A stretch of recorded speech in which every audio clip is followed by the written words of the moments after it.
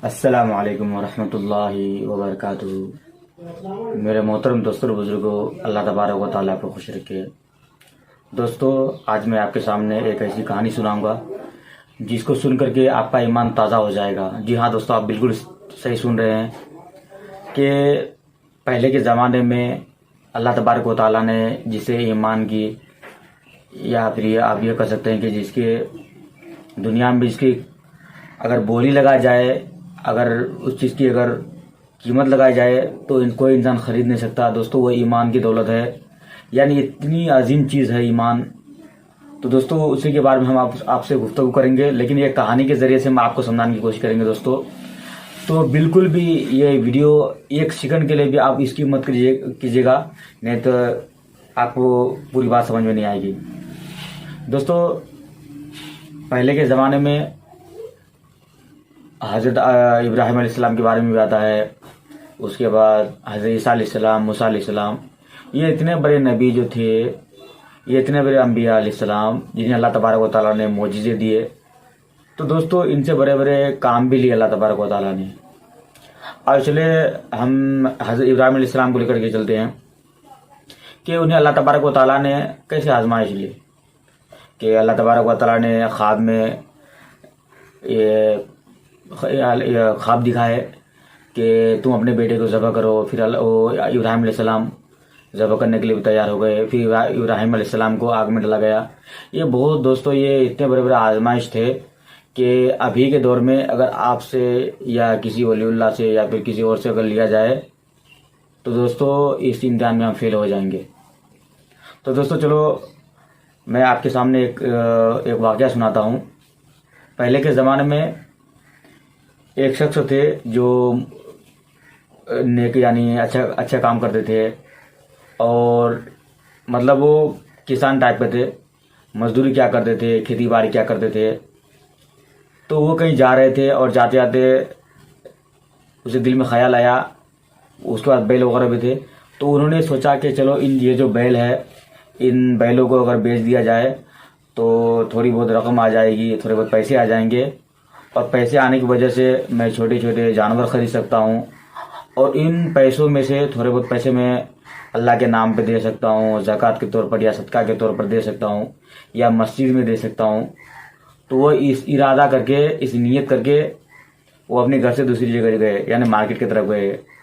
तो जब मार्केट की तरफ गए तो उन दोनों बैलों को, जो बड़े बड़े बैल थे उनके पास, तो उनको बेच करके उन्होंने छोटे बैल खरीद लिया। उन पैसों में से थोड़े बहुत पैसे बचा लिए, और उन्होंने पहले यह नियत की थी कि इन पैसों में से थोड़े बहुत पैसे मैं अल्लाह के रास्ते में खर्च करूंगा, यानी अल्लाह के दीन के लिए, अल्लाह के रास्ते में दूंगा। चाहे वो किसी काम के लिए हो, चाहे मस्जिद में दे, या फिर गरीब को दे, मिस्किनों को दे, बेवाओं को दे, किसी को भी दे सकता है वो। तो वो आते आते रात हो गई। जब वो आ रहे थे तो रात हो गई। अब इसी रात में उसने सोचा कि चलो मस्जिद में क़याम कर लेते हैं, और क़याम करने के बाद मस्जिद में थोड़ी बहुत पैसे दे देंगे। तो मस्जिद में जब गए तो वहाँ के इमाम साहब से बात की कि मैं मुसाफिर हूँ, मैं रात की वजह से अपने घर नहीं जा सकता, तो मुझे ठहरने का, रात गुजारने का तो ये इंतज़ाम किया जाए। तो उन्होंने, चलो वो इमाम साहब जो थे तो वो देख के मान लिए, और जब मान लिए तो कहे कि ठीक है, हाँ आप रह सकते हैं। तो दोस्तों, जब वो पैसे दिए मस्जिद के इमदाद के लिए, या फिर कह दो मस्जिद में दिए, तो इमाम साहब जो थे तो उसकी नीयत बिगड़ गई। उसकी नीयत इस वजह से बिगड़ी कि उसका पैसा बहुत ज़्यादा था, रकम मोटी थी। तो उसने अपने बीवी को, यानी इमाम साहब अपने बीवी को ये इत्तला कर दिया कि आप जो है वो एक प्लेट में, जब रात में खाना बनाओगे आप, तो एक प्लेट में आप जहर डाल देना, और दूसरे प्लेट में जहर मत डालना। और वो इमाम साहब चुपके से मार्केट से जहर ला करके वो जिस प्लेट में उसको खाने देने का था किसान को, तो उस प्लेट में जहर डाल दिए। वो किसान जैसे ही खाना खाया, जैसे उसकी लुकमा अंदर गई, तो ऐसे ही उसकी मौत वाक़ हो गई। तो उन लोगों, इमाम साहब ने ऐलान कर दिया कि भाई एक मुसाफिर यहाँ मर गया है। और ऐलान करने से पहले पहले इमाम साहब जो थे वो सारे पैसे निकाल लिए। तो गांव वाले आए, और आते ही फ़ौरन चंदा उदा करके उन तमाम कफन दफन का यानी जितना खर्च होता है, गुसल उसल का, कफन मुर्दा को दफन करने के लिए, ये तमाम के तमाम पैसे उन्होंने इकट्ठा करके और मुर्दे के लिए तैयार कर दिए। अब बारी आती है कि मुर्दा जब मस्जिद में लेटा हुआ है, मुर्दा जब मस्जिद में पड़ा हुआ है, अब उसको मस्जिद के शहर में ले आकर के या फिर मस्जिद में बाहर ले आकर के उसको नहला धुला करके फिर कफन दफन पहना करके फिर वहां लेके जाया जाए। तो दोस्तों यहाँ मेन बात शुरू होती है। यहाँ अगर आप गौर से सुने तो आपको एक बात, बहुत कीमती बात मालूम चलेगी दोस्तों।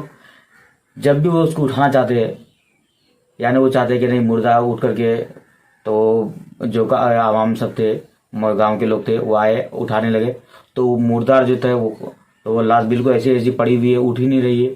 तो वो लोग बहुत अल्लाह तबारक व तआला से दुआ किए कि हमारे गुनाह की वजह से कि हमारे गुनाह, हालांकि वो आवाम को क्या मालूम थी ये बात कि ये जो इसकी मौत जो हुई इसकी वजह से हुई, इमाम साहब ने उसको खाने में जहर दे दिया था। तो दोस्तों वो लोग बहुत मन्नत समाजत किए। फिर किसी के दिल में ख्याल आया कि चलो इमाम साहब से हम गिरा गुजारी करते हैं, तो अगर इमाम साहब हाथ लगा दे तो शायद ये मुर्दा उठ करके उड़ जाए। तो जैसे ही इमाम साहब हाथ लगाए तो मुर्दा जो है बिल्कुल ऐसे ही उठ गया, यानी जिंदा नहीं, यानी मतलब उठ ही नहीं रहा था ना, 5-6 आदमी उठाए, उठ ही नहीं रहा है, तो यानी ऐसा लगा कि जमीन से चिपका हुआ है।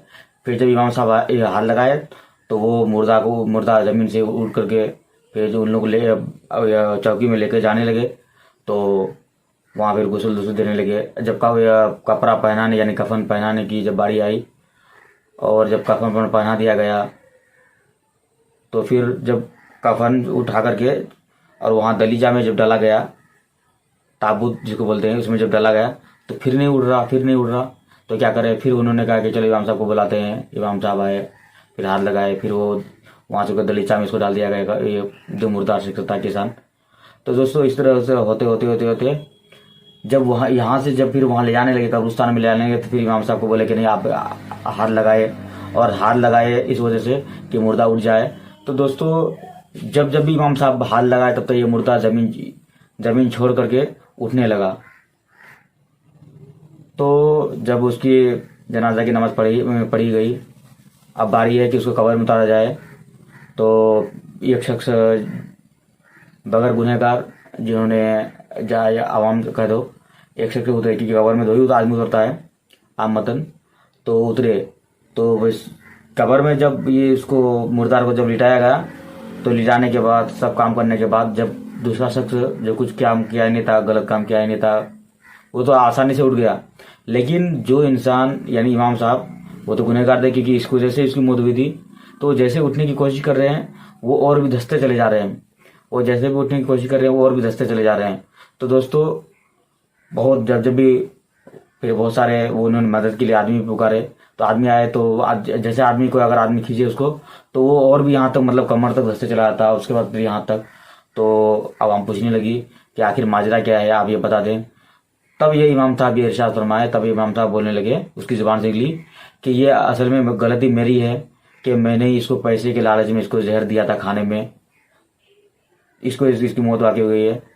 तो दोस्तों तो फिर वो उसकी बीवी को इत्तला दी गई कि फलां सेक्शन में फलां जगह पे इतने रकम रखे हुए हैं, उन रकम को इसके घर वाले को दे दिया जाए, यानी किसान के घर वाले को दे दिया जाए। तो दोस्तों देखिए, हालांकि इमाम साहब, लेकिन इसकी एक छोटी सी गलती, जिसको हम मानते ना, किसी की जान ले लेना या किसी को कत्ल कर देना, किसी को नाहक कत्ल कर देना, तो इमाम साहब की वजह से उसकी जो जान चली गई थी, तो अल्लाह तबारक व तआला ने उसको दुनिया में ही अज़ाब दे दिया, हालांकि वो पूरा धंसते चला गया।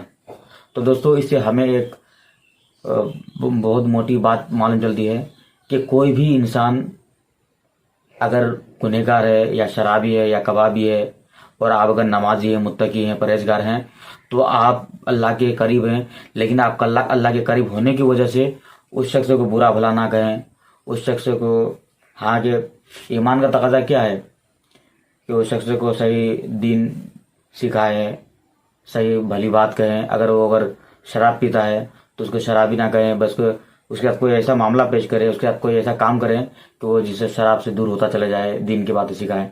तो दोस्तों जो भी इंसान अल्लाह तबारक व तआला के रास्ते में निकलता है, उसके साथ अल्लाह तबारक व तआला मुसीबतें, परेशानी वो लगा देते हैं। वो क्यों लगाते हैं? अल्लाह तबारक व तआला आजमाते हैं कि ये इंसान, ये बंदा कहाँ तक अपने रब को पहचानता है, अपने अल्लाह तबारक व तआला की मारिफत कहाँ तक करता है, नबी की सुन्नतों पर कहाँ तक कब तक चलता है।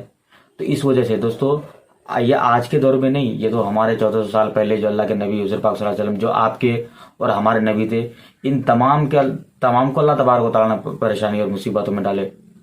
हजरत यहया अलैहिस्सलाम या फिर ज़करिया अलैहिस्सलाम के बारे में क्या आता है कि जब वो अपने कौम से जब परेशान हो गए तो वो वहाँ जाने लगे, मतलब वो भागते भागते भागते भागते किसी दरख्त के अंदर घुस गए, यानी छुप गए। तो उसके कपड़ों के जो एक दामन का छोटा सा टुकड़ा, यानी ये कदे कि ये दामन है, इसका छोटा टुकड़ा दरख्त के अंदर जैसे घुसे तो वो बाहर रह गया। वो कैसे बाहर रहा कि उस दरख्त के अंदर जो शैतान घुस गया था, शैतान जो घुस गया उसके दरख्त के अंदर जो शैतान दाखिल हो गया, तो शैतान दाखिल होने की वजह से वो दरख्त में से आवाज़ आने लगी कि आओ आप आओ, आप हमारे अंदर पनाह ले लो, हम आपको बचा लेंगे, इस तरह की आवाज़ आने लगी। तो वो अल्लाह तबारक व तआला को छोड़ करके, अल्लाह तबारक व तआला को भुला करके उस दरख्त से पनाह मांगी। जब पनाह मांगी उस दरख्त के चले गए तो उसे कौम आई, वो नंगे नंगे तलवारें लेकर के आई, क्योंकि उस वक्त तो बंदूकें और ये तो गने और मिसाइल तो थी नहीं, उस दिन तलवारें थी। तो वो आए, बोले कहाँ जा रहे हो? बोला ये नबी है, हमारे नबी इसको कत्ल करने जा रहे हैं। तो दोस्तों वो दरख्त से क्या आवाज़ आई कि तुम कहाँ भाग रहे हो, हालांकि तुमको ये दामन नज़र नहीं आता, इस दामन के अंदर ये शख्स छुपा हुआ है। तो दोस्तों वहाँ उस दरख्त पर वो 2 शख्स चढ़े और चढ़ने के बाद उस दरख्त को यानी बीचों बीच ऐसे फाड़ दिया गया आरी से। जब फाड़ रहे थे तो आवाज़ आ रही थी, तभी वो नबी जो थे यहया अलैहिस्सलाम ये रोने लगे, अल्लाह तबारक व तआला से माफ़ी मांगने लगे कि अल्लाह हमारी जान बचा ले, हमारी जान बचा ले, अल्लाह हमें बख्श दे। तब गैब से आवाज़ आई कि जब तुमने शैतान से मदद मांगा तो तुम शैतान से ही तुम मदद तलब करो, तुम मेरे से क्यों मदद तलब करते हो? अगर उस वक्त तुम मुझसे अगर मांगते तब मदद मांगते तो मैं हजरत इदरीस अलैहिस्सलाम के जैसे या फिर हजरत ईसा अलैहिस्सलाम के जरिए से इस तरह उसको आसमान में उठा लेगा, उसे मैं भी तुझे उठा लेता। लेकिन तूने मुझसे मदद नहीं मांगा, तूने मुझसे मदद तलब नहीं की, इस वजह से तुम आज कट जाओ, तुम्हारी यही सजा है।